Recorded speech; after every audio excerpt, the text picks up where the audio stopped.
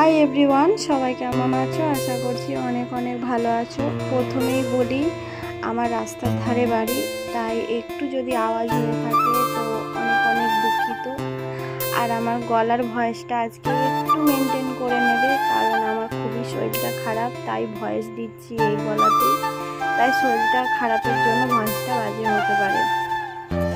তো আজ রান্না করছি আমি মেটে হজমি ঘর। তো সবাই জানো কেমন রান্না করতে হয়, কি কি মশলা দিতে হয়, তাই সেটা আর বললাম না। আমার উদ্দেশ্য আজকে ব্লগটা বানানোর এটাই কারণ হচ্ছে, আমাকে অনেক অনেক আমার ফ্রেন্ডরা, আমার ছোট্ট ছোট্ট পরিবারে অনেক অনেক দাদাভাই দিদিভাই আছে, তারা অনেক জিজ্ঞাসা করছে, দিদিভাই তুমি ব্লগ দিচ্ছ না কেন? অনেক অনেক দাদাভাই জিজ্ঞাসা করছে কেন ব্লগ দিচ্ছ না। তো তাদের উদ্দেশ্যের জন্য আমার আজ ব্লগটা বানানো। তো আমি কোনোদিন ভাবতে পারিনি আমি এত মানুষের ভালোবাসা পাবো। তো আমাকে অনেক অনেক মানুষ জিজ্ঞাসা করছে কি হয়েছে তুমি ব্লগ দিচ্ছ না। তো আমি তাদেরকেই বলছি যে আমার খুবই শরীরটা খারাপ, তাই আমি ব্লগ দিতে পারছি না।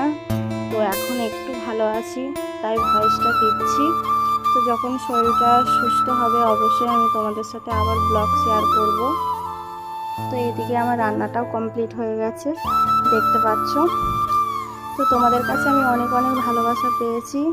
তো তোমাদের কাছে আমার একটাই বলার, যদি আমার ব্লগ ভালো লেগে থাকে তোমরা অবশ্যই আমায় কমেন্ট করে জানাবে। আমি চেষ্টা করব তোমাদেরকে আরও ভালো ভালো ব্লগ দেওয়ার জন্য। তো আবারও বলি, আমার ব্লগে একটু কিছু সাউন্ড হতে পারে, তো তোমরা কিছু মনে করো না, কারণ আমার খুবই রাস্তার ধারে বাড়ি। তো ব্লগটা আমি এখানেই শেষ করছি। সবাই ভালো থেকো, সুস্থ থেকো, আর টাটা।